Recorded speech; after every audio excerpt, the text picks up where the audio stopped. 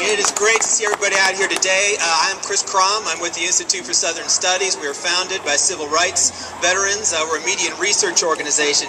You've heard a lot about what's wrong going on today with the attacks on schools, on voting rights, and the democratic process. So the question is, where is this agenda coming from? Who or what is behind it? Well, as it turns out, there is one man who has a lot to do with what's happening in the halls of power right now, and his name is our Pope. Now, who here knows our Pope? Knows that name?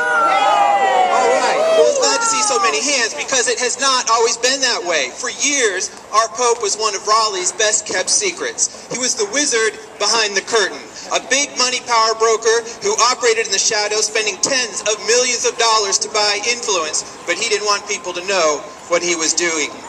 But working with others, we have pushed Pope into the spotlight, and now the public is getting to see more and more about what Pope and his money are doing to our state. We see that he spent $40 million over the last decade to bankroll extreme causes and politicians. We've learned about the political machine he's created, taking money from the treasury of his retail business, Variety Wholesalers. You've seen a Maxway or Rose's store. You've seen those stores. The money from there goes to fund these outside groups like Americans for Prosperity, Civitas Action, Real Jobs NC, and together, just those three groups, okay?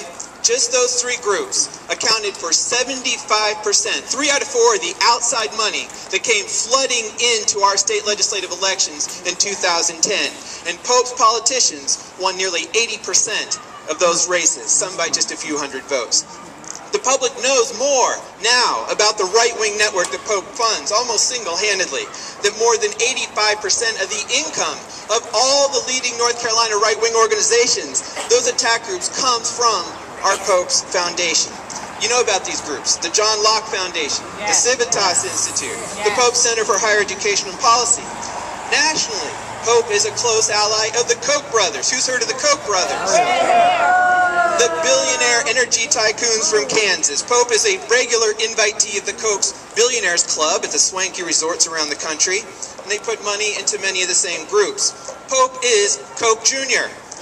Together they run Americans for Prosperity, a well-oiled and, as you'd imagine, well-funded political attack machine. So what is Pope doing with all of this money? He is pushing an extreme agenda that wouldn't fly if he didn't have the money to make it happen. It includes working with some of the most extreme elements of the Tea Party, including a group that was so far off the charts, they actually got kicked out of the National Tea Party Federation for making racist comments and extreme statements, but that didn't stop Pope's groups from working with them. It includes being the architect of the push to dismantle Wake County's landmark desegregation policy in its schools. It includes bankrolling the push to write marriage discrimination into our Constitution. Pope has given more than $1 million to these anti-gay marriage groups, including the North Carolina Family Policy Council, which has been the leading group since 2004 trying to push that anti-gay marriage and marriage discrimination amendment. It is no accident that after campaigning on issues like jobs and the economy in 2010, all of a sudden the politicians magically got interested in the issue of voter ID once they came into office, which happened to be a top priority of the Civitas Institute and Americans for Prosperity. And it is no coincidence that in their midnight attack a month ago, this legislature singled out teachers for political payback, a group that was willing to call out Pope and his undue political influence in Raleigh. But here's the good news: people are fighting back. Over the last year, we have pushed Pope into the national spotlight. He cannot operate in the shadows anymore. And the more people learn about Pope and his agenda, the more they don't like that. We saw it here in Wake County when Pope tried to fund another slate of Tea Party candidates, and that agenda was repudiated here in Wake County. Pope has rightfully become the poster child of the 1% and big money's influence in our democracy. But the message is clear. Pope, you can't hide anymore.